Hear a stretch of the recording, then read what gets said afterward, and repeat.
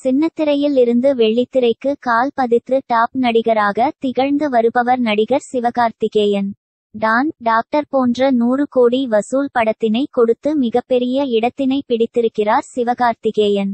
மாவீரன் படத்தினை தொடர்ந்து கமல்ஹாசன் தயாரிப்பில் ஒரு படத்தில் நடித்து வருகிறார்கள்.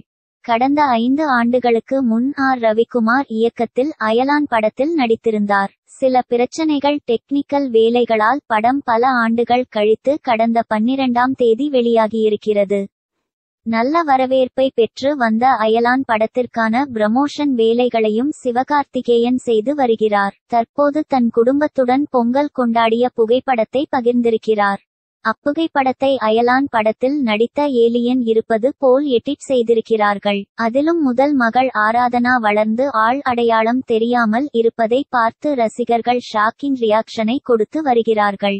இந்த வீடியோ பிடிச்சிருந்தா லைக் பண்ணுங்க, ஷேர் பண்ணுங்க, மறக்காம நம்ம சேனலை சப்ஸ்கிரைப் பண்ணுங்க.